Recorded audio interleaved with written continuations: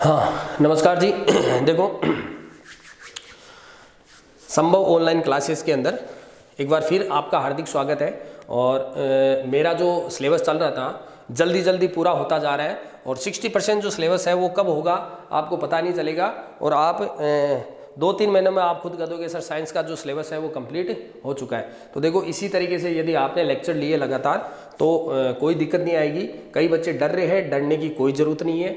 और आपके जो एग्ज़ाम है, बोर्ड एग्ज़ाम है, वो आपके अकॉर्डिंग ही होंगे, थोड़े लेट होंगे। जिस टाइम पे पहले होते थे उससे थोड़ा लेट होगा, ठीक है। तो आपको सफिशिएंट टाइम मिल जाएगा। लेकिन ये जो अभी टाइम चल रहा है ये भी आपके उसी टाइम में इंक्लूड है। तो इस टाइम का भी सदुपयोग करना है ताकि आपको जो रिवीजन है उसका मौका मिल सके। क्योंकि ये जो टाइम है वो वैसे एक्चुअली रिवीजन का टाइम ही होता है। तो आप रिवीजन वाले टाइम में आप पढ़ रहे हो तो जो एक्स्ट्रा टाइम मिलेगा आपको तो वो उसके अंदर आप रिवीजन आप आराम से कर सकते हो। तो देखो, आज अपना जो चैप्टर है वो खत्म हो जाएगा, जेनेटिक्स। और बहुत ही छोटा टॉपिक है, 4 नंबर के क्वेश्चन इस चैप्टर से आएंगे आपके। और मैंने बताया था कि क्वेश्चन जो है वो छोटे आएंगे, ज़्यादा बड़ा क्वेश्चन इसमें नहीं आता है। तो कल जो हमारा चैप्टर का लास्ट टॉपिक था स्वतंत्र अपव्यवन का नियम, उसको मैंने आपको समझाया था। मैंने ये भी बताया था कि इसके जो डेटा है, जो उसका जीनोटाइप और जो फिनोटाइप है वो आपको निकालना है खुद को। और मेरे हिसाब से कई बच्चों ने मेहनत भी की है और उस जीनोटाइप और फिनोटाइप को उन्होंने वापस रिवाइज किया। तो देखो, एक बार मैं उसको वापस एक्सप्लेन कर देता हूँ छोटा सा, क्योंकि पूरा डायग्राम तो मैं बना नहीं सकता। और मैंने आपको तरीका बता दिया था कि आपको जो लक्षण प्रारूप है वो कैसे निकालना है। तो एक बार वापस यहाँ पे थोड़ा सा मैं बता देता हूँ। कल का है ये स्वतंत्र अपव्यूहन का जो नियम था उसके अकॉर्डिंग। स्वतंत्र अपव्यूहन का जो नियम है वो क्या कहता है, आराम से आप समझ चुके हो।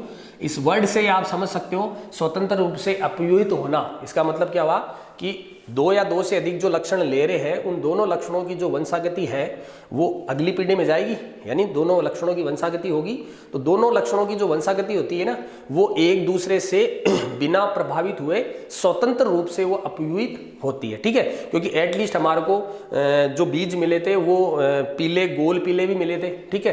तो ये लक्षण हमने लिए थे, इसका मतलब क्या है, गोल वाले ने अपने जो लक्षण है वो स्वतंत्र रूप से अपव्यूहित कर दिए, ठीक है। और पीले मिले थे तो पीले वाले ने भी अपने जो लक्षण है वो स्वतंत्र रूप से अपव्यूहित कर दिए, ठीक है। यानी कुछ अटपटा सा पौधा हमारे को नहीं मिला। जैसे मान लो कि अगर मान लो इसके अंदर कुछ ऐसा पौधा मिलता कि जिसके जो बीज है ना वो गोल ना होके त्रिभुजाकार बन जाते या फिर आयताकार बन जाते, या फिर उसके जो बीज है उसका जो कलर है वो पीला या फिर हरा ना होके कोई और अदर कलर मिलता, जैसे पिंक कलर का मिलता या बैंगनी कलर का मिलता। तो इस प्रकार के यदि बीज हमें मिलते तो हम ये कह सकते थे कि लक्षण जो है वो एक दूसरे से प्रभावित हुए। लेकिन ऐसा कुछ नहीं हुआ। गोल मिला तो गोल ही मिला, झुर्रीदार भी मिला है, पीला भी मिला है और उसके अलावा हरा भी मिला है, ठीक है। तो जो लक्षण हमने लिए थे जिस पौधे में जनक पीढ़ी के अंदर, वही लक्षण स्वतंत्र रूप से अपव्यूहित हुए, एक दूसरे को उन्होंने प्रभावित नहीं किया। और उनके जो लक्षण थे जो वो बताना चाहते थे कि मैं इस प्रकार का व्यक्ति हूं या इस प्रकार का पादप हूं, वही लक्षण उसको संतति पीढ़ी के अंदर प्राप्त हुए। तो यहाँ पे आपको जो संतति पीढ़ियां मिली थी जो आपको प्रैक्टिकल के बाद में जो आपने प्रयोग किया था उसके बाद में आपको जो पौधे मिले थे, जो संतति पौधे आपको प्राप्त हुए थे, उन पौधों को फिर हमने जो मेन होता है इसका क्वेश्चन का जो एंड होता है, जो सबसे ज़्यादा इंपॉर्टेंट है, जो यहाँ तक कि आपको नीट लेवल पे भी इसका क्वेश्चन पूछा जाता है, जो मेडिकल का जो एग्जाम होता है उसमें, वो मैंने आपको बताया था कि इसके अंदर जो जनरली पूछा जाता है वो 2 चीज़ पूछी जाती है। एक पूछा जाता है फिनोटाइप, और फिनोटाइप को हम क्या बोलते हैं, लक्षण प्रारूप या लक्षण अनुपात, लक्षण प्रारूप। और एक कहते हैं एक होता है जीनोटाइप, ठीक है। और एक चीज मैं आपको स्पेशली बता दूं बेटा कि हिंदी और इंग्लिश, क्योंकि जनरली जो भी ये साइंस के टॉपिक बने हैं वो इंग्लिश में बने हैं, तो इनकी जो टर्मिनोलॉजी है ना वो इंग्लिश ही यूज की जाती है जनरली, ठीक है। और इनको हिंदी में बना दिया गया है तो कई जगह उच्चारण इसका गलत भी है, कई जगह ये वर्ड है जो अटपटे से भी लगते हैं। तो जनरली जब क्वेश्चन आता है आपके एग्जाम के अंदर तो वो डायरेक्टली ये भी दे सकता है, इसको फिनोटाइप को हिंदी में लिख के दे सकता है फिनोटाइप, ठीक है। इसलिए ये वर्ड आपको याद रखना बहुत जरूरी है, ठीक है। और इसको कैसे याद रखोगे, एक तो होता है जीनोटाइप, और जीनो का मतलब जीन, प्रारूप, तो उसका उल्टा क्या हो गया, फिनोटाइप यानी लक्षण प्रारूप। तो ये हो गया एक जीन प्रारूप। तो देखो इसके अंदर क्या मिले थे अनुपात, फिनोटाइप जो है, लक्षण प्रारूप है, वो क्या मिला था आपको? 9:3:3:1 ये आपको मिला था। ठीक है, बताओ यहाँ पे यदि क्वेश्चन आता है, एक क्वेश्चन में यहाँ पे बता रहा हूँ जो एग्जाम के अंदर पूछा भी गया है कि उसने ये कहा था कि द्विसंकर, क्वेश्चन लिख रहा हूँ मैं, द्विसंकर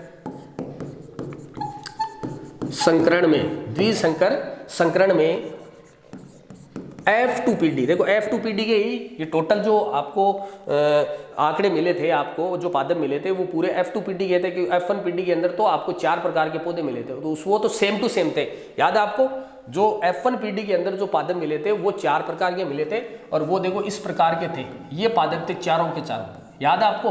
तो ये तो F1PD के अंदर मिले थे संपूर्ण पादप ऐसे, और फिर बाद में जब F2PD निकाली तो हमने इस तरीके से बनाया था, याद होगा आपको, इस तरीके से 4 इधर और ये 4 इधर, 1 2 3 4। ठीक है, इस प्रकार से 4 चौक 16 जो पादप मिले थे हमारे को, 16 जो प्लांट हमारे को, या 16 जो ऑफ स्प्रिंग प्रजाति मिली थी, अर्थात संतति प्रजाति मिली थी 16, वो जो है वो किस में मिले थे? F2PD में। वो किस में मिले थे? F2PD में। ठीक है, तो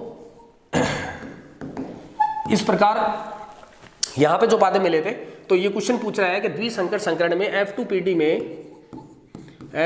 में कितना फिनोटाइप प्राप्त हुआ? कितना फिनोटाइप प्राप्त हुआ? देखो जनरली यदि इस क्वेश्चन को इस तरीके से पूछा जाता है ना, तो आपको क्या देना है इसके अंदर? आंसर जो देना है वो देना है कि साहब जो फिनोटाइप प्राप्त हुआ 9:3:3:1। ठीक है, और यदि इसको ऑब्जेक्टिव क्वेश्चन के रूप में देता है, और जो नीट का जो एग्जाम होता है उसके अंदर भी पूछा गया है, तो उसको यदि इस तरीके से देता है, तो वो जो इसके अंदर एबसद देगा, ऑप्शन जो देगा वो यहाँ पे देगा, जैसे A 3, B 4, C 6 और D 9। ठीक है, इस तरीके से वो आंसर देगा। तो इसके अंदर आप क्या करोगे? इसके अंदर आंसर क्या जाएगा? 1 2 3 4, ये रहा। समझ रहे हो? इसमें इसने इस क्वेश्चन के अंदर किस तरीके से पूछा है, वो टाइप पूछ रहा है, कितने प्रकार का फिनोटाइप मिला। ठीक है, तो 4 प्रकार का मिला। ठीक है, और 4 प्रकार का कैसे? एक जो प्रकार था उसमें 9 पौधे थे, एक जो प्रकार था 3 पौधे, एक जो प्रकार था उसमें 3 पौधे, एक जो प्रकार था 1 पौधे। कभी इसके अंदर ऐसा क्वेश्चन कभी नहीं पूछेगा कि गोल पीले कितने प्राप्त हुए या झुरीदार हरे कितने प्राप्त हुए, ऐसा क्वेश्चन कभी नहीं पूछता है। ठीक है, तो इस तरीके का जो क्वेश्चन है वो फिनोटाइप के अंदर वो पूछ सकता है। इधर देखो, एक मिला था मुझे जीनोटाइप, जो मैंने बताया था 12 का पावड़ा, 12 की टेबल, 12 24, फिर वापस 12, फिर 12 और फिर 1। इसी तरीके से आपको याद रखना है, ये अनुपात आपको यहाँ लगा देना है। ये लो, ठीक है, इसका क्वेश्चन नहीं पूछता कि कितने प्रकार का बना था, तो क्योंकि इसमें कोई ऐसा क्वेश्चन नहीं बनता। डायरेक्टली इसके अंदर ये रेशियो पूछ सकता है कि F2PD के अंदर प्राप्त जो जीन प्रारूप था वो कौन सा था। तो ये आपको इस तरीके से आपको याद रखना है। ओके, तो ये जो टॉपिक था वो कल का था, और इसको मैंने एक बार वापस बता दिया है, और कहीं से भी कोई क्वेश्चन नहीं बनेगा, ये मेरी गारंटी है, और ऐसा कोई क्वेश्चन आपको नहीं मिलेगा इसके अंदर। ओके, अब देखो ये पेज नंबर आपकी सुविधा के लिए लगा रहा हूँ, ठीक है, ताकि आपको पता लग जाए, जब भी आपको नोट्स मिले तो आपको पता लग जाए। ठीक है, अब देखो, अब हमारा जो टॉपिक है वो आगे बढ़ेगा, और आज का जो टॉपिक है, एक जो मैंने आपको पहले भी समझा दिया है और इसको वापस एक्सप्लेन करूंगा, क्योंकि जब मैंने उस टॉपिक को समझाया था उसमें मैंने विथ एग्जाम्पल या विथ एक्सपेरिमेंट जो मेंडल के जो प्रयोग किए गए थे उस प्रयोग के आधार पे उसको नहीं बताया। तो अब मैं उस प्रयोग के आधार पे बताऊंगा एज ए मैथमेटिकल टाइप, ठीक है, जिससे आपको डर लगता है, लेकिन जो आपका डर है बिल्कुल कंप्लीटली वो खत्म हो जाएगा यहाँ पे, क्योंकि एक्सपेरिमेंट हम कर चुके हैं और हमारे को कंटेस्ट तो वो याद हो चुके हैं। ठीक है, तो देखो आप उस क्वेश्चन को ढंग से करना, क्योंकि जनरली एग्जाम के अंदर वही क्वेश्चन आता है और मोस्ट इंपोर्टेंट क्वेश्चन है, ये ध्यान रखना, मोस्ट इंपोर्टेंट टॉपिक है, इंपोर्टेंट। ठीक है, अब जो टॉपिक है वो क्या है, देखो वो है संकर पूर्वज संकरण। ठीक है, अपना जो टॉपिक है आज का मोस्ट इंपोर्टेंट वो है संकर पूर्वज संकरण, जिसको मैंने बताया था बैक क्रॉस भी कहा जाता है। सबको याद आ चुका है बैक क्रॉस क्या होता है, बैक यानी पीछे चलकर क्रॉस करवाना। संकर पूर्वज वर्ड का मतलब समझो पहले। संकर का मतलब ये मान के चलो कि आपको संकर जो पौधे मिले थे वो मिल गए, जैसे F1PD में मिले या फिर F2PD में मिले, जो भी है। ठीक है, तो संकर का मतलब मैं यहां बात कर रहा हूं संतति पीढ़ी में मिलने वाले पौधे। ठीक है, ओके। और पूर्वज, पूर्वज का मतलब क्या है, जनक। ठीक है, तो अब इसका मतलब सीधा साधा है कि संतति पीढ़ी में मिलने वाले जो पौधे हैं वो और जनक पीढ़ी के अंदर जो पौधे लिए थे, ठीक है, उनके मध्य क्रॉस करवाना है। यानी कि संतति को एक जनक बना दो और एक जनक कहां से ले लो, जो आपने पहले स्टार्टिंग के अंदर पेरेंटल पीढ़ी या जनक पीढ़ी में लिए थे, ठीक है। तो ये वाला जो संकरण है वो कहलाता है बैक क्रॉस, यानी पीछे की तरफ करना। आई बात समझ में? तो ये अपन को ये पढ़ना है। तो देखो इस बैक क्रॉस के अंदर मैंने आपको दो प्रकार का बैक क्रॉस बताया था। इधर देखो, बहुत इजी है, दो प्रकार का। एक तो था आउट क्रॉस, क्रॉस का मतलब संकरण होता है, जिसको हम क्या बोलते हैं, बाह्य संकरण। आराम से समझो, बहुत इजी टॉपिक है। ऐसे मान के चलो कि मैं आपके सामने पढ़ा रहा हूं, ठीक है, उसी तरीके से आपको समझना है। और एक होता है टेस्ट क्रॉस, टेस्ट क्रॉस, जिसको आपने क्या बोला था, परीक्षण संकरण। टेस्ट को हम परीक्षण ही बोलते हैं ना, परीक्षा, परीक्षण संकरण। ओके, अब देखो इसकी क्या परिभाषा थी, इन दोनों को आप याद करो। जैसे आपने यहाँ पे मैं एक्सप्लेन कर रहा हूँ, है ना, यहाँ पे मैं एक डेटा लिख रहा हूँ, उस डेटा के अकॉर्डिंग आप इसको सोचो एक बार, ठीक है। मैंने जनक पीढ़ी के अंदर जैसे ये पादप लिया था, ओके, और एक पादप लिया था मैंने ये, ओके, इसको मैंने मान लिया, मान लो नर, ठीक है, नर का साइन ये होता है, इसको मैंने मान लिया मादा, ओके। फिर इन दोनों का मैंने जब क्रॉस करवाया था तो याद करो, इसके अंदर युग्मक बनाना आपने सीखा था। युग्मक किस प्रकार से बने थे, ये बने थे युग्मक, ये देखो टी और ये टी, इसमें भी युग्मक बने थे टी और टी, ये चार प्रकार के आपके पास युग्मक बन गए ठीक है। फिर आपने इसको क्रॉस करवाया था तो F1 पीढ़ी के अंदर, ये देखो मैं लिख रहा हूँ यहाँ पे F1 पीढ़ी, ठीक है, और F1 पीढ़ी कौन सी होगी, संतति पीढ़ी, प्रथम संतति पीढ़ी कह दो इसको, है ना। तो F1 पीढ़ी में आपने जब इनका क्रॉस करवाया था तो ये संपूर्ण जो पादप है, जैसे यही मिले थे, जैसे चार मुझे मिल गए, यही पादप मिले थे, ओके, ये मिल गए, ओके, ठीक है, ये पादप मुझे मिले। तो ये मेरी जो है वो कौन सी पीढ़ी है, F1 पीढ़ी है, ठीक है। अब क्या है कि अभी इसमें क्या पढ़ रहे हो कि संतति पीढ़ी जो है उसका जनक के साथ संकरण करवाना है, ठीक है। तो अब इनमें से कोई एक, ये तो सब सेम ही है, ठीक है, तो मैंने ये कह दिया कि इनमें से कोई जो एक है, उस एक को मैंने क्या बना दिया, जनक। जैसे मान लो इस एक पौधे को ले लो, ठीक है, इस एक पौधे को, इसको मैंने एक तो इसके साथ संकरण कराऊं, ठीक है, यानी कि एक तो जनक हो गया ये, चाहे इसको नर मानो चाहे मादा मानो, ठीक है। एक तो मैं कराऊं इसके साथ संकरण, और एक इसी का मैं, चलो इसी को ले लो या इसको ले लो, ठीक है, एक इसका मैं कराऊं इसके साथ संकरण। ये है आपका, कुछ भी नहीं है, आपको पीछे की तरफ करवाना है संकरण, ठीक है। एक तो ये जनक बनाना है, एक जनक पहले से था उसको बनाना है, ठीक है, और एक इसको जनक बना के और एक इसको जनक बनाना है। अब देखो रियलिटी में क्या होता है, आप बताइए कि ये जो कैपिटल टी वाली जो जीन होती है वो किस प्रकार की लक्षणों की वंशागति बताती है, प्रभावी लक्षणों की। क्योंकि मैंने बताया था कि जहां पे आपको कैपिटल टी दिखाई देगा किसी भी पौधे में, कोई सा भी बना लो आप, वहां उस कैपिटल टी का ही लक्षण प्रभावी होगा। इसका मतलब क्या हुआ कि ये प्रभावी जो है लक्षण वाले जनक है, ठीक है। तो ये प्रभावी जनक, यहां पे मैं लिख दूं कि प्रभावी जनक, प्रभावी जनक। और यहाँ पे स्मॉल टी जो होती है, हालांकि पर्टिकुलर यहाँ पे तो ये प्रभावी है अपने आप में, क्योंकि ये समयुग्मजी है। ये क्वेश्चन में बनता है कि यदि मान लो कि कोई जो जीन है, लक्षणों की जो जीने या युग्म विकल्पी है, वो यदि समयुग्मजी में आते हैं तो बताओ वो कौन सी जीन कहलाएगी, प्रभावी जीन कहलाएगी। लेकिन ये जब इसके साथ आती है तो आपने देखा होगा कि कौन सी जीन अप्रभावी रहती है, कैपिटल ये स्मॉल वाली, ठीक है। तो एक प्रकार से मैं ये मान लूं कि ये क्या है, अप्रभावी लक्षणों वाली जीन है, ठीक है, या अप्रभावी जनक में इसको कह सकता हूं, ओके। तो अब देखो डेफिनेशन आपकी बन चुकी है कि यदि आप संतति पीढ़ी F1 पीढ़ी के अंदर प्राप्त जो संतति जो पीढ़ी थी उसका यदि आप क्रॉस प्रभावी जनक के साथ करवाते हो, ठीक है। देखो मैं यहाँ पे लिख रहा हूँ, ये संतति पीढ़ी ये कौन सी है, ये पूरी जो प्रजातियां मिली है मेरे को संकर मिली है, ऐसे मान के चलो इनको संकर कह देता हूँ, ठीक है।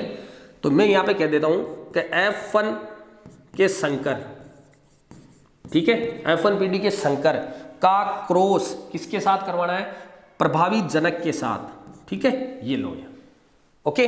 अब बताओ F1 पीढ़ी में संकर कौन सा मिला मुझे, ये और ये कौन सा हो गया, प्रभावी जनक। बस ये यहाँ पे आपको कुछ नहीं करना है, बस इतना आपको लिख देना, इन दोनों के मध्य क्रॉस। और इसी प्रकार इधर देख लो, दोनों साथ चलते हैं, ठीक है।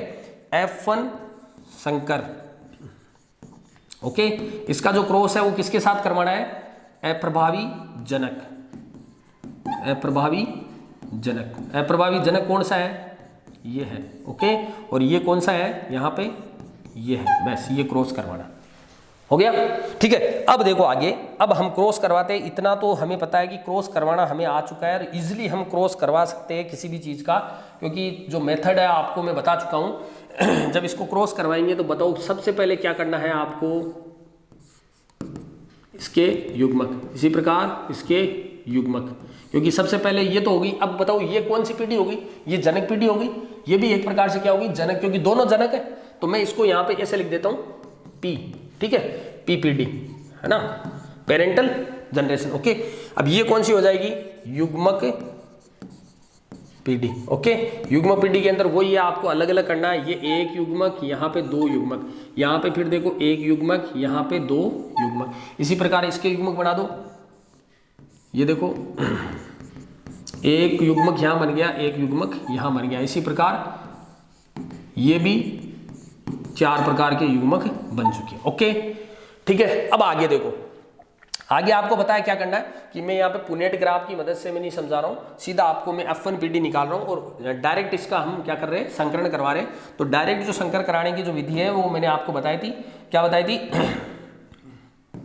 देखो सबसे पहले आप इसको कॉमन ले लो, ठीक है, इस जोड़े के अंदर आप इसको कॉमन ले लो और इन दोनों के साथ करवाओ, फिर इस जोड़े में इसको कॉमन ले लेना, इन दोनों के साथ गुणा करवा देना, ठीक है। तो पहले मैंने इसको कॉमन लिया और कॉमन लेके मैं इसके साथ करवाता हूँ, तो मुझे मिला कैपिटल टी, ओके।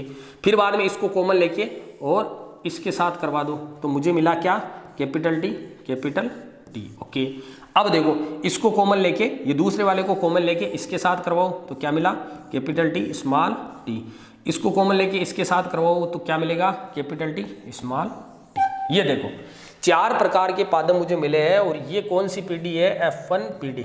ये F1 पीढ़ी के अंदर जो संततियां प्राप्त हुई है मुझे, ऑफ स्प्रिंग जो प्रजातियां प्राप्त हुई है, वो मेरे को 4 प्रजातियां प्राप्त हुई है, ठीक है, ओके। अब देखो इसमें देख लो, इसमें भी निकाल लो,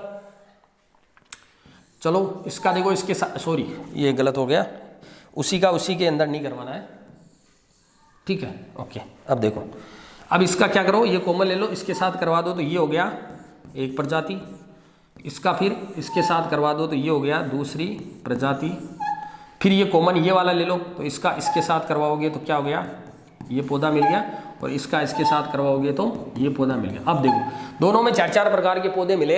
अब हमारा जो मेन मकसद है वो क्या है, देखो मेन मकसद जो है वो हमारा क्या है, वो आप इसको ढंग से समझना, ओके। यहाँ देखो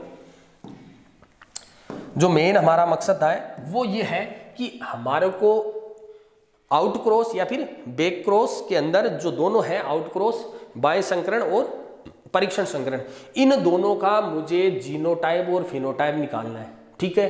तो मुझे यहाँ पे मेन मकसद मेरा क्या है कि मुझे इसका रेशियो निकालना है, जीनोटाइप या फिर फिनोटाइप निकालना है। तो यहाँ पे आप इसको करो कैलकुलेट के साथ, ये जो है इसके अंदर मुझे कितना जीनोटाइप मिला, देखो जीनोटाइप लिख रहा हूँ, सॉरी पहले फिनोटाइप देखो एक बार, पहले फिनोटाइप देखो, ठीक है।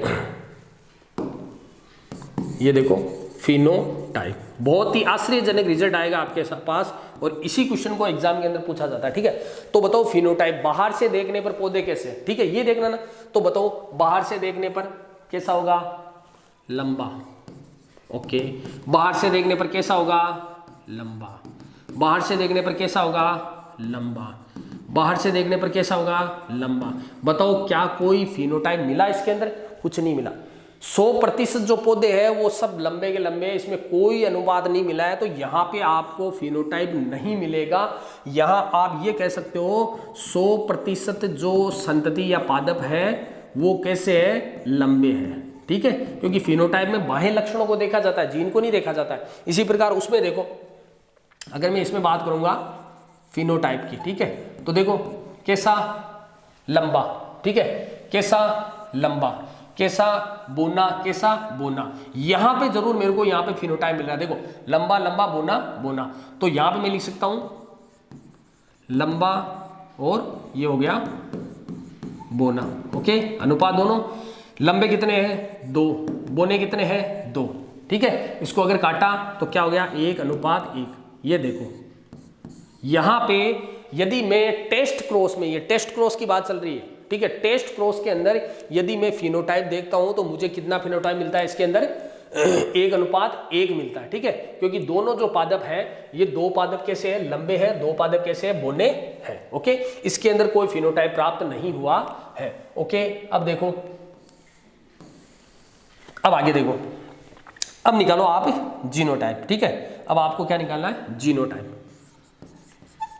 ये देखो जीनोटाइप निकाल रहा हूं मैं, ठीक है। तो देखो जीनोटाइप क्या प्राप्त होगा, देखो जीनोटाइप का मतलब क्या होता है, उसके अंदर हमें जीन देखनी है, ठीक है। तो यहां पे देखो कितने प्रकार की जीन दिख रही है, आप ढंग से देखो, ठीक है।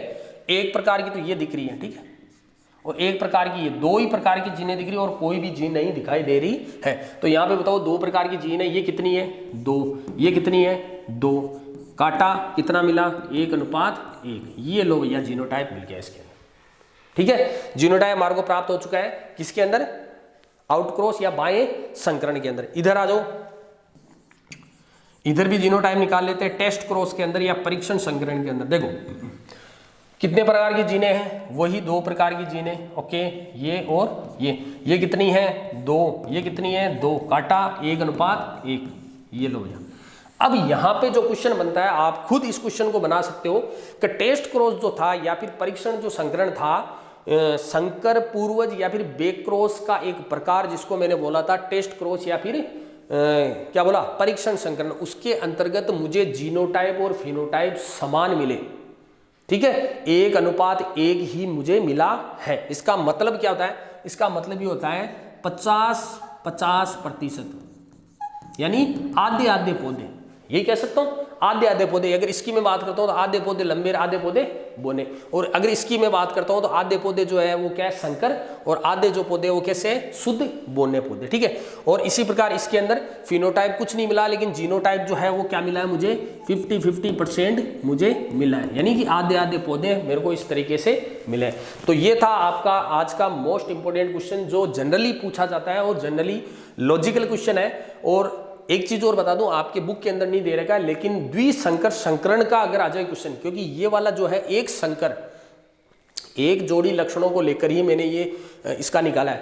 और अगर मान लो आपके पास द्विसंकरण वाला आ जाए, जो स्वतंत्र उपयन का जो प्रयोग किया था आपने, जिसके अंतर्गत आपने एक साथ 2 जोड़ी लक्षणों को लिया था, यदि उसका अगर क्वेश्चन आ जाए और वो पूछ ले कि उसके टेस्ट क्रॉस के अंदर जीनोटाइप और फिनोटाइप कितना मिलेगा, तो बता दूं मैं, ये 1:1 मिला है ना, तो उसके अंदर मिलेगा 4 बार 1, 1:1:1:1, समझो, यानी कि रेशो हमेशा 1:1 का आएगा, ठीक है। अगर द्वि का आ जाए तो कितने करोगे, 4 बार 1 लिख देना, कितना, 1:1:1:1, ये उसको आपको जीनोटाइप का रेशो मिलेगा, ठीक है। तो ये आपका इंपोर्टेंट क्वेश्चन है और ये जनरली पूछा जाता है, ठीक है। तो अब देखो ये था आपका टॉपिक। अब आपके चैप्टर का जो है वो अगला टॉपिक है, जो लास्ट टॉपिक है, और कई बार उससे क्वेश्चन पूछ लिया भी जाता है।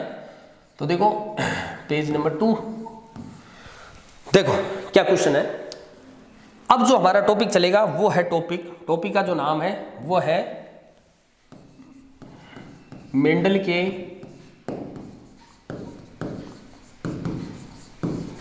आनुवांशिकी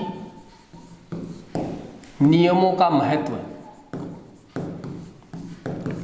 मेंडल के आनुवांशिक नियमों का महत्व, ठीक है, importance of Mendel's inheritance law, ठीक है। या फिर हम कह सकते हैं कि मेंडल के जो लॉ थे उनका सिग्निफिकेंस क्या है और उनका हम हमारे से कैसे यूज जोड़ सकते हैं, क्योंकि मैंने बताया था कि जो जेनेटिक्स है वो अभी वर्तमान के अंदर चल रही है और हम जितनी भी प्रजातियां आज दिखाई दे रही है तो वो केवल जेनेटिक्स की बदौलत है। तो इस चैप्टर को पढ़ने के बाद में इस चैप्टर को व्यावहारिक या फिर आर्थिक रूप से किस तरीके से उपयोग में लिया जा रहा है, ये चीज हमारे को जाननी है कि व्यवहार में इसको, इस चैप्टर का क्या उपयोग है, या फिर मानव जीवन की अगर मैं बात करता हूं तो मानव जीवन के अंदर इस चैप्टर का क्या उपयोग है, या मेंडल के जो नियम है उनका क्या उपयोग है, ठीक है।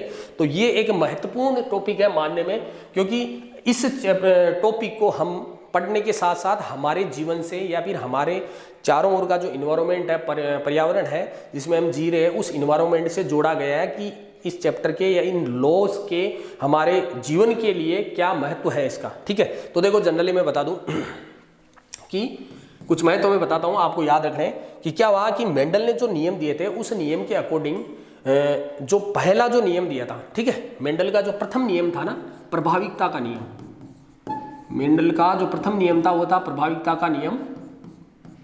ये नियम क्या कहता आपको पता है, ठीक है। इस नियम के अकॉर्डिंग हमें क्या पता चला कि कुछ लक्षण प्रभावी होते हैं जो दिखाई दे जाते हैं और कुछ लक्षण अप्रभावी होते हैं जो दिखाई नहीं देते। तो ये भी तो हो सकता है कि किसी भी प्रजाति के अंदर कुछ ऐसे लक्षण होते होंगे जो घातक और हानिकारक होते होंगे, ठीक है। कुछ ऐसे लक्षण होंगे, कुछ ऐसे भी लक्षण होते होंगे जो घातक और हानिकारक लक्षण होते होंगे, और इन लक्षण और ये जो घातक और हानिकारक लक्षण है ये कई जगह प्रभावी भी होते हैं और कई जगह अप्रभावी भी होते हैं। तो यहाँ पे यदि मान लो इन लक्षणों को यदि मैं अप्रभावी लक्षण के रूप में देखता हूँ, ठीक है, तो अप्रभावी लक्षणों के रूप में देखता हूँ तो ये लक्षण प्रभावी नहीं होंगे, ठीक है। तो इनका हमारे को पता चलेगा कि इस प्रजाति के अंदर देखो ये वाला जो लक्षण था ये अप्रभावी था और ये घातक था, हानिकारक था, जो इस प्रजाति को नुकसान दे सकता था, वो लक्षण क्या है, अप्रभावी रहा, ठीक है। तो अप्रभावी जो लक्षण है उनका हमारे को पता लग गया, तो ये अनुप्रयोगी तो है, इसका महत्व भी तो है कि भाई पता लग गया तो हम आगे क्या कर सकते हैं, क्योंकि जो नई प्रजाति हमने बनाई है, ठीक है, जैसे ये किस में पता चलेगा हमारे को, ये संकर प्रजाति में, ठीक है। संकर में यदि मुझे पता लग गया कि कोई घातक लक्षण था और वो हानिकारक था बहुत ज्यादा और वो अप्रभावी रह गया, तो अब मैं क्या करूंगा कि अगर मैं चाहता हूं कि इस संकर से और भी मुझे नए पादप बनाने, ठीक है, इस संकर से मुझे क्या बनाने हैं, और भी नए पादप बनाने हैं, नई प्रजातियां, नई संतति बनानी है। तो मेरे को ये ध्यान रहना चाहिए कि इसके अंदर अप्रभावी लक्षण है, ये कहीं ना कहीं इस प्रजाति में नहीं आ जाए, आ सकते हैं बिल्कुल, ये आपने देखा है। अरे दूसरा जो नियम है पृथक्करण का नियम है, आपने उसमें देखा है कि उसने क्या कहा कि जनक पीढ़ी थी, संतति पीढ़ी बन गई, तो संतति पीढ़ी संकर बन गई। अब उसको डर था कि अब जनक पीढ़ी प्राप्ति नहीं होगी हमारे को, लेकिन उसके बावजूद भी तुमने देखा होगा F2 पीढ़ी के अंदर संकर प्रजाति के भी 2 पादप मिले थे, उसके अलावा जनक पीढ़ी के दोनों 1-1 पादप मिले थे। तो अब बताओ कि यदि इसके अंदर अप्रभावी लक्षण है तो ये भी हो सकता है कि नई जो पीढ़ियां बनेगी उसके अंदर ये अप्रभावी लक्षण प्रभावी होकर अपना प्रभाव दिखा दे। अरे हो ही सकता है, क्योंकि याद करो इधर देखो ये प्रयोग आपने किया था, ये क्या अप्रभावी है, अप्रभावी लक्षण है, ठीक है। ओके, मान लो कि मैं इसको कह देता हूं कि ये अप्रभावी है, घातक है ये, ठीक है, और मैंने इसका क्रॉस करवाया तो मुझे ये मिले, और फिर F1 पीढ़ी में, और आपको पता है F2 पीढ़ी के अंदर कौन से पादप मिले थे वापिस, ये भी मिला, ये भी मिला, ये भी मिला और ये भी मिला। ये देखो अब यहाँ पे क्या हुआ कि पैसे लगाए मैंने इस प्रयोग के अंदर या इन नई पीढ़ियों को बनाने के अंदर, तो मेरे पैसे व्यर्थ चले जाएंगे। ये चलो चल जाएगा काम, इसका भी चल जाएगा, इसका भी चल जाएगा, इसका नहीं चलेगा। ये क्या आ गया, अप्रभावी, और ये घातक हो सकती है। तो भैया इसके अंदर यदि मान लो कोई प्रोडक्शन करते हैं और उस प्रोडक्शन के अंदर हर बार हमारे को इस तरीके का अगर वो प्रोडक्ट मिलता है जो हमारे लिए काम का नहीं है, तो हमारा जो प्रोडक्शन है उसके अंदर लॉस होने की संभावनाएं रहती है। तो ये चीज़ हमारे इसमें समझ में आना चाहिए कि हमारे को इसका पता चल गया कि भाई अप्रभावी लक्षण थे लेकिन वो प्रभावी नहीं हो सके, और हो सकता है अन्य अगली पीढ़ी के अंदर वो प्रभावी होकर आ जाए। तो हम क्या करेंगे, फिर हमने पहले से ही इसका प्लान सोच लिया, ठीक है। यह आनुवांशिकता में होता है कि मनुष्य के पास या वैज्ञानिकों के पास सब कुछ है, हर चीज का सॉल्यूशन है। यदि मान लो कि यहाँ पे कोई घातक जीन है जो अप्रभावी रही होगी, लेकिन इन फ्यूचर यदि वो प्रभाव दिखा सकती है तो पहले ही उसको तोड़ दिया जाता है, ठीक है, पहले ही उस जीन को नष्ट कर दिया जाता है। यही महत्व है इस आनुवांशिकी का, क्योंकि प्रभाविकता का पता चला तभी तो हमें पता चला ना, नहीं तो हम अंधेरे में रहते कि भाई आगे हमारे पास तो बढ़िया पीढ़ी मिल गई और अब हमारे को कोई जरूरत नहीं है। अब हमें आनुवांशिकता का नॉलेज था तो हमें पता चल गया कि यार ये अप्रभावी लक्षण है, आगे गड़बड़ कर सकता है। तो इसलिए इस नियम के माध्यम से हम क्या कर सकते थे कि कुछ अनुपयोगी जो घातक जीन है उस घातक जीन का हम सॉल्यूशन कर सकते थे, उनको नष्ट कर सकते थे, ठीक है। ये हो गया हमारा पहला इसका अनुप्रयोग। दूसरा देखो, दूसरा, हाँ भाई सेकंड नंबर देखो। ओके, अब देखो क्या हुआ कि मेंडल का जो नियम दिया गया था, दूसरा वाला नियम, ठीक है, दूसरा मैं यहाँ पे नियम लिख रहा हूँ। देखो इसकी थ्योरी है वो मैं नहीं लिख रहा हूँ, आपके बुक के अंदर आप उस थ्योरी को पहले समझ लो और थ्योरी को आप वैसे के वैसे याद कर लेना, क्योंकि याद हो जाएगी, ठीक है। तो दूसरा जो नियम था वो था पृथक्करण का नियम। अब एक चीज क्या समझ में आई, पृथक्करण के नियम में आपने देखा होगा कि मेनली जो चीज थी वो थी युग्मकों का पृथक होना, पृथक्करण के नियम का दूसरा नाम क्या है? युग्मकों की शुद्धता का नियम। तो उसमें क्या था? युग्मक क्या हो गए? पृथक हो गए। और जो युग्मक होते हैं ना, जो युग्मक पृथक हुए थे ना, जैसे ये युग्मक पृथक हुए थे ना, ये वाले, ये युग्मक एक प्रकार के मेंडल के द्वारा इन युग्मकों को बोला गया था कारक, ठीक है, और हमने इसको क्या बोला? जीन। तो मेंडल ने तो कारक बोल दिया, और जो लक्षण इस जीन के होते हैं वही कारक के होते हैं। तो यहाँ पे सर्वप्रथम जीन की जो संकल्पना है, इस नियम के माध्यम से जीन की संकल्पना की उत्पत्ति हुई। जीन की संकल्पना यानी जीन का पता चला कि जीन भी कोई चीज होती है। हालांकि मेंडल के अनुसार तो ये जो जीन थी वो क्या थी? कारक थी। लेकिन हमें इस संकल्पना का ज्ञान हुआ, और सबसे पहले जो जॉनसन नामक वैज्ञानिक था, जॉनसन जो वैज्ञानिक था, उसने सबसे पहले जीन की खोज की और जीन का नामकरण किया। तो इस जीन संकल्पना का हमारे को नॉलेज हो गया, ठीक है। अब जीन संकल्पना का नॉलेज होने के साथ साथ एक चीज और पता लगी थी हमारे को। क्या लगी थी? देखो, याद करो, मैंने बताया था किसी भी लक्षण के लिए 2 जीनें होती है, ठीक है। वो मैंने बोला था 2 होती नहीं है, क्योंकि लक्षण तो केवल एक ही जीन का दिखाई देता है। जैसे मान लो कि मैंने ये कह दिया ये कोई पौधा है, ठीक है, इस पौधे के अंदर क्या है कि ये लंबा पौधा है, इसका मतलब इसका लक्षण क्या है कि ये लंबा पौधा है, इसमें लंबेपन की जीन है। तो बताओ, काम तो इस एक ही जीन से चल जाएगा भाई।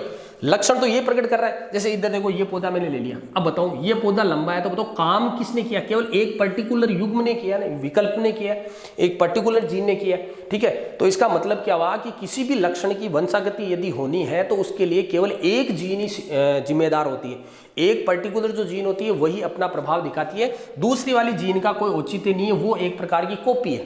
देखो इधर भी देखो, इसका कोई प्रभाव दिखाई नहीं दिया था, ठीक है, इसका कोई मतलब नहीं है। इसको अगर मैं छुपा भी लूं और ऐसे कह दूं, बताओ ये अगर मान लो पौधा है तो आप कहोगे लंबा, और इसको भी छुपा लूं तो आप कहोगे लंबा, ठीक है, और तो कोई पौधे बने नहीं थे, ठीक है।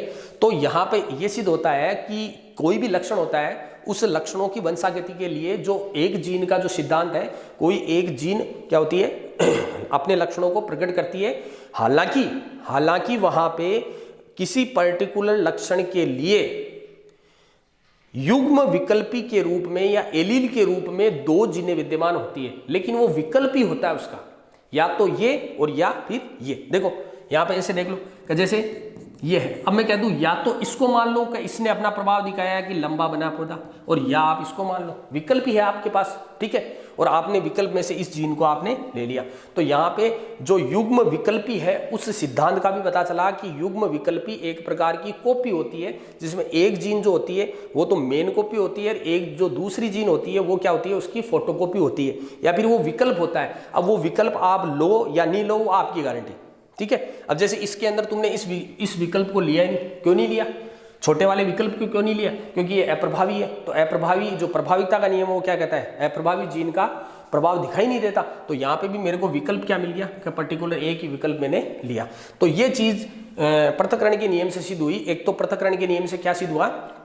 जीन संकल्पना की पुष्टि हुई, और दूसरा क्या है कि किसी भी पर्टिकुलर लक्षण के लिए जो युग्म विकल्प के रूप में जो जीनें होती है, उन जीनों में केवल एक ही जीन जो होती है वो अपने लक्षणों की वंशागति करती है, और उसी का ही जो प्रभाव है वो हमारे को दिखाई देता है। तो ये था हमारा दूसरा महत्व, ठीक है। ये महत्व पता चल गया तो आगे इससे कई चीजें हैं जो विकास हुई, कई चीजें विकसित भी हुई, क्योंकि हमें पता ही लग गया कि भाई एक ही जीन दिखाई दे रही है, तो विकल्प के रूप में हमने ये चूज कर ली। जैसे मान लो कोई भी है, जैसे आर और आर है, मुझे इसके अंदर विकल्प के रूप में चूज करनी है तो मैं ये विकल्प लूंगा, ठीक है। अगर कोई चाहता है कि मुझे ये विकल्प लेना है तो ये भी ले सकता है, संकरण कराओ तब ले सकता है भाई। जैसे मान लो कि मैं चाहता हूं ये वाला विकल्प लेना है, तो आप इसका जो संकरण है आप ऐसे पौधे से करवा दो इस तरीके से, तो देखो ये विकल्प के रूप में फिर ये पौधे मिलेंगे आपको, ठीक है।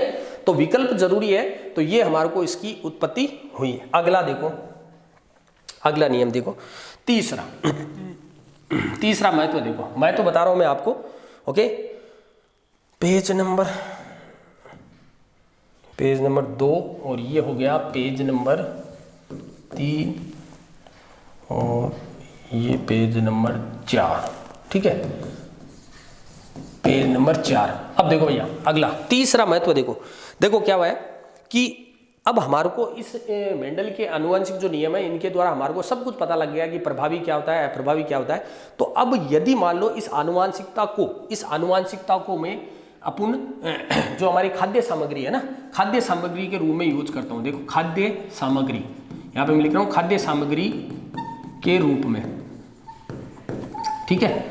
अब खाद्य सामग्री के रूप में क्या है कि जैसे मैं जनरली ले लेता हूँ अनाज, ठीक है, फल, सब्जियां आदि, ठीक है भाई। इतनी सारी खाद्य सामग्री है और हमारे लिए यही महत्वपूर्ण है कि साहब अनाज, फल, सब्जियां यही खाते हैं हम और इसी से हमारे शरीर में वृद्धि होती है। तो यदि आनुवांशिक के नियमों का हमारे को नॉलेज है तो उसी के आधार पे आज वर्तमान के अंदर मुझे बताने की जरूरत नहीं है, जितनी भी आप फल, सब्जियां, अनाज जो भी आप देख रहे हो, अनाज के अंदर बाजरा, कई प्रकार का बाजरा का नाम सुना है। पहले जो बाजरा था वो अभी नहीं रहा, नया बाजरा मिल गया। यानी कि ये जितने भी अनाज हैं और जितने भी फल हैं, पहले तुमने देखा होगा कि जैसे कोई भी फल, आम होता था वो अजीब तरीके से बिल्कुल गोल गोल, आजकल इतने बड़े बड़े आम आ गए, है ना। जो केले होते थे उनकी लंबाई बढ़ गई, ठीक है, और उनको जल्दी से जल्दी उनको विकसित करने लगे। उसके अलावा सब्जियों पे तुमने देखा होगा हर प्रकार की जो सब्जी है वो बदल चुकी है, यहाँ तक कि जो आलू था वो भी बदल चुका है, ठीक है। आजकल तुमने देखा होगा जैसे ककड़ी होती है बहुत बड़ी बड़ी होती है ना, खाने वाले तरबूज होते हैं, उनकी जो है व्यास बढ़ चुका है। हर प्रकार की सब्जियां, आप कोई से भी प्रकार की सब्जियां ले लो, हर प्रकार की जो सब्जियां हैं वो वास्तविक सब्जियां नहीं रही, वो एक प्रकार की संकर सब्जियां हैं। ये इनके कारण ये जितने भी है ये सब संकर सब्जियां या संकर प्रजाति में बदल चुके हैं, संकर प्रजाति। और जो संकर प्रजाति है तो ये कोई गड़बड़ वाली थोड़ी है, ये उन्नत किस्म की है, तभी तो ये प्रजाति है, नहीं तो खरीदने वाला कौन है इनको। तो ये जो संकर प्रजाति है ना, ये उच्च गुणों वाली है, ठीक है, उच्च गुणों वाली। और उच्च गुणों के अंदर क्या क्या आते हैं, उच्च गुणों के अंदर क्या आते हैं, उच्च गुण का मतलब होता है एक तो क्या होता है, पैसे कम पैसों के अंदर आ रही है वही चीज, ठीक है। और दूसरा क्या होता है कि स्वादिष्ट, मान लो स्वादिष्ट भी है, ओके, स्वादिष्ट है। अब जैसे मोटे मोटे आलू आ रहे हैं तो एक तो छोटे छोटे आलू, उनको काटने में कितना टाइम लगता था, एक जल्दी से जल्दी उसको काटा और उसको काम में ले लिया। उसके अलावा देखो, उसके अलावा क्या है कि ये जो उच्च गुणों वाले जो पादप थे उनके पैसे कम लग रहे हैं, और उसके अलावा क्या है, स्वादिष्ट भी हो रहे हैं। और भी कई क्वालिटी, जैसे मैं मान के चलता हूं प्रतिरक्षा बढ़ाने वाले, भाई हो सकता है क्वालिटी अच्छी हो बढ़ाने वाले। भाई जैसे मान लो वास्तविक जो प्रजातियां थी, वास्तविक प्रजातियों के अंदर कुछ ऐसी जीनें थी जो घातक थी, ठीक है, अब उनको निकाल के और एक नया पादप बना दिया गया जिसके अंदर घातक कुछ भी नहीं है, टोटल फायदे वाली चीजें, ठीक है। तो ये सब पौष्टिक जो चीजें हैं, उच्चतम गुणों वाली जो है, कोई लोग मानते हैं कि आजकल मिलावटी है, तो मिलावट एक अलग चीज है भाई। जो पहले चैप्टर में आपने पढ़ा था कि मिलावटी घी आ रहा है, तेल आ रहा है, तो वो चीज़ अलग है, वो आप उसको आनुवांशिकता से नहीं जोड़ोगे, आप आनुवांशिकता से जोड़ोगे। वो चीज़ मैं बता रहा हूँ आपको खाद्य सामग्री के रूप में, ये चीज़ है। बर्गर चाउमीन को आप आनुवांशिकता में जोड़ दें, ठीक है, मैं केवल बात कर रहा हूँ आपके पास फल सब्जियों की और अनाज की, ठीक है। तो जो भी चीज़ें हैं आज हमारे को संकर जो प्रजातियां मिल रही है खाद्य सामग्री के रूप में, वो सभी चीज़ें क्या एक प्रकार से संकर प्रजाति है और उच्चतम गुणों वाली है, कम पैसों के अंदर और कम लागत के अंदर हमारे को ये उपलब्ध हो जाती है। और दूसरी बात और है कि अगर आप वास्तविक प्रजाति के अंदर जीते तो वास्तविक प्रजातियां आपको इतनी नहीं मिल सकती है भैया। आप खेतों के अंदर किन्हीं फसलों का आप उत्पादन करते हो ना, तो आपने देखा होगा ऋतु परिवर्तन के अकॉर्डिंग बरसात की कमी हो रही है, तो उसके अकॉर्डिंग इतनी फल सब्जियां हम प्रयोग में नहीं ला सकते या बना नहीं सकते।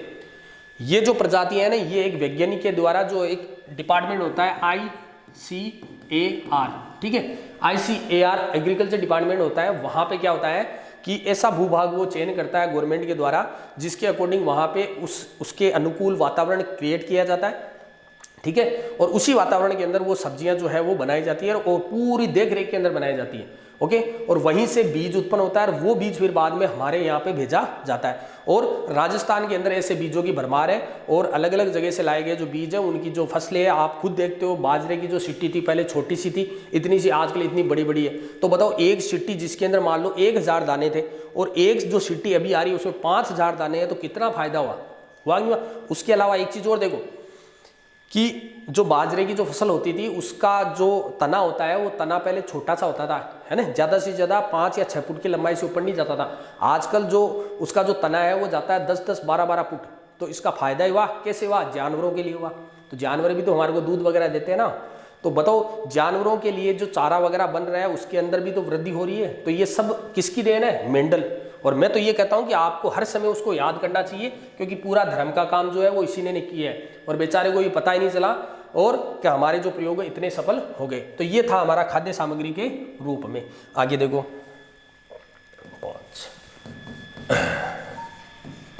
आगे देखो बेटा, देखो अब यहां पे मैं लिख रहा हूं जीव जगत में, जीव जगत में, ये देखो जीव जगत की अगर बात आती है तो तुमने देखा होगा, मैं दो रीजन बता रहा हूं। एक तो क्या है कि यदि मान लो कोई जीव है, कोई ह्यूमन बीइंग है ना, जीव के अंदर मैं लेता हूं ह्यूमन बीइंग, ठीक है। यदि इस ह्यूमन बीइंग के अंदर आनुवंशिक रूप से पीढ़ी दर पीढ़ी कोई ऐसी जीन है जो घातक है, ठीक है। जैसे मान लो कई बार क्या होता है कि वंडांधता, हिमोफीलिया वगैरह ऐसी कुछ बीमारियां होती है। तुमने देखा होगा जनरली कई पेरेंट्स होते हैं, उनकी जो आंखें होती है वो उसकी भूरे रंग की होती है, तो उनके जो बच्चे होते हैं वो वैसे होते हैं, ठीक है।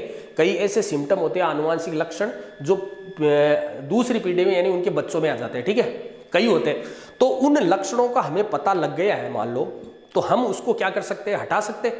तो जीव जगत में हो गया भाई, जीव जगत में यदि मान लो कोई हानिकारक लक्षणों वाली जीन है, हानिकारक जो जीन है, तो उस हानिकारक जीन को क्या कर सकते हैं, नष्ट कर सकते हैं। और जो आने वाली जो प्रजाति है जिसके अंदर वो लक्षण आने वाला था, उस लक्षण को हम पहले से ही समाप्त कर सकते हैं। देखो ऐसा जो है, अभी आगे बताऊंगा मैं, एक ब्रांच है जिसको हम बोलते हैं सुजननिकी, सुजननिकी है ना, यूजेनिक्स बोलते हैं इसको, यूजेनिक्स ब्रांच है, विज्ञान की एक नई शाखा है, ठीक है। अभी बताऊंगा आगे। उसके अंदर ऐसा किया जाता है कि हानिकारक जो जीने हैं या कोई ऐसा सिम्टम, जो ऐसी बीमारी जो माता पिता में है और वो बच्चों के अंदर आ सकती है, तो उस बीमारी को नष्ट कर दिया जाता है और एक नई पीढ़ी बनाई जाती है जिसके अंदर ऐसा कुछ नहीं मिलेगा, ठीक है। तो इसी प्रकार जीव जगत में एक तो ये हो गया। दूसरा, अगर मैं जानवरों की बात करता हूँ, जानवरों की बात करता हूँ, तो देखो गाय, भैंस, बकरी, कुत्ता, जो जनरली आपके काम में आते हैं और जो आप देखते हो, वैसे तो बहुत सारी प्रजातियां हैं, लेकिन जनरली आज वर्तमान के अंदर जो गायें देख रहे हो कितने प्रकार की। लोग कहते हैं देसी गाय, जमाना गया उसका, देसी गाय का दूध ऐसा होता है, फलाना होता है, अरे होता है, क्वालिटी का होता है, मानते हैं इस चीज़ को, लेकिन उसके अलावा उसकी जो दूध का जो उत्पादन है वो बहुत ही कम मात्रा में होता है। और एक हमारे को जो संकर गायें हैं, जैसे आपने देखा होगा कई प्रकार की गायें है ना, उनका कलर ही चेंज हो गया बिल्कुल, है ना, डिजाइनदार गायें आने लग गई, है ना। कोई भैंस होती है वैसी की वैसी गाय आ गई, काली गाय, पीली गाय, ठीक है, और एक वो छिपकली गाय जिसके अंदर अजीब से वो चिन्ह होते हैं। तो उन गायों को बनाया गया केवल आनुवांशिकता के द्वारा, वो संकर गायें होती है। आज वर्तमान के अंदर जो भी तुम देख रहे हो, आप देखना संकर गाय, लोग इसी को पसंद करते हैं, संकर गायों को, ठीक है। और आज जो भैंसे देख रहे हो उनकी भी संकर प्रजातियां आ चुकी है, बकरी देख रहे हो उनकी भी संकर है, और कुत्ता देख रहे हो तो आप देखते हो कई कई प्रकार की है ना, अलग अलग प्रकार की प्रजातियां आ गई। और वफादार भी हो गए कई गुण, जैसे एक वफादार पौधा अमेरिका में था, कुत्ता अमेरिका का था, इंडिया का जो कुत्ता है वो वफादार नहीं था, वो क्या था, बलशाली था। दोनों का क्रॉस करवा दिया, नया पौधा मिला उसके, नया कुत्ता मिला, उसके अंदर दोनों लक्षण रहेंगे, क्या रहेंगे, वफादार भी रहेगा और बलशाली भी रहेगा। तो दोनों लक्षण एक ही कुत्ते के अंदर मिल रहे हैं, तो वो तो फायदेमंद है हमारे लिए, ठीक है। तो इस प्रकार से कई प्रकार की प्रजातियां, अब गायें हैं तो गायों से दूध की मात्रा बढ़ गई, 10-10, 20-20 लीटर, डेयरियां खुल गई, उत्पादन बढ़ चुका है दूध का, ठीक है, मिठाइयां बढ़ रही है। अब उन मिठाइयों को अंदर मिलावट आए तो वो एक अलग चीज है। तो आप समझ चुके होंगे कि जानवरों के अंदर भी कई प्रकार की जो प्रजातियों का विकास हुआ है, संकर प्रजातियां, वह केवल और केवल किसके द्वारा संभव हुआ है, आनुवांशिकी के द्वारा, ठीक है। तो ये था हमारा महत्व। अगला देखो, एक और महत्व बता दूं, बहुत सारे महत्व बेटा, लेकिन कुछ कुछ मैं बता रहा हूं आपको, 5-6 पेज नंबर 6 देखो, अगला देखो। अब एक और, बहुत सारे महत्व है लेकिन आपको जनरली मुख्य मुख्य बता रहा हूं। आगे देखो अगला जो भी महत्व है, अभी मैंने आपको बताया था सुजननिकी, ठीक है, सुजननिकी, जिसको हम यूजेनिक्स, ई साइलेंट रहता है, ये एक विज्ञान की शाखा है बेटा, विज्ञान की एक शाखा है, बहुत शानदार ये शाखा है, विज्ञान की एक शाखा है, ठीक है। एक वैज्ञानिक था जिसका नाम था फ्रांसिसो गोल्टन, एक वैज्ञानिक था जिसका नाम था फ्रांसिसो गोल्टन, ठीक है। सन 1885 की बात है, सन 1885 के अंदर इस ब्रांच को बनाया गया था, ठीक है, और एक शानदार ब्रांच। और इस ब्रांच के अकॉर्डिंग क्या हुआ कि जो अभी मैंने आपको बताया है कि विज्ञान के अंदर सब कुछ पॉसिबल हो सकता है, कि मानव जगत पर जब इन आनुवांशिक नियमों का प्रयोग किया गया तो उसके अंदर उनको कई प्रकार की चीज़ें दिखाई दी कि साहब एक जो प्रजाति है उसके अंदर प्रतिरक्षा तंत्र बहुत ज़्यादा मजबूत है, एक प्रजाति है तो उसका इम्यून सिस्टम उनका जो IQ पावर है बहुत ज़्यादा है। एक प्रजाति है जिसके अंदर कुछ ऐसे सिम्टम है जो आगे की प्रजाति के लिए बहुत ज़्यादा हानिकारक है, ठीक है। और एक प्रजाति ऐसी है जिसके अंदर कोई घातक बीमारी है जो अगली वाली पीढ़ी में आ सकती है। तो एक प्रकार से उस प्रजाति को वैज्ञानिक तौर पे उसको हॉस्पिटलाइज करते हैं और हॉस्पिटलाइज करके उस पर्टिकुलर बीमारी की जो जीन होती है उस जीन को पहचाना जाता है, ठीक है। और पहचानने के बाद में जीन टेक्नोलॉजी के अकॉर्डिंग उस जीन को वहाँ से हटाया जाता है और हटाने के बाद में उसकी जो लक्षण होते हैं, जो लक्षण उसके अंदर अभी है वर्तमान में और वो आनुवांशिक रूप से वो दूसरी पीढ़ी में आने वाले उन लक्षणों को वहाँ से हटा दिया जाता है और अगली पीढ़ी के अंदर वो लक्षण क्या होंगे, प्रभावी नहीं होते या आते नहीं है। या फिर क्या होता है कि जैसे मान लो एक व्यक्ति है जिसका IQ पावर बहुत ज़्यादा है, तो उस IQ पावर के अकॉर्डिंग क्या होता है, उसका जो संकरण है, उसके जो जीनों का जो संकरण है वो एक ऐसी प्रजाति के साथ करवाया जाता है जो जिसका IQ पावर भी बहुत अच्छा है। तो उन दोनों के द्वारा जो प्रजातियां बन रही है वो उच्चतम गुणों वाली बन रही है, ठीक है। एक नियम है, आपको कल बताऊंगा क्योंकि टाइम थोड़ा बड़ा हो गया।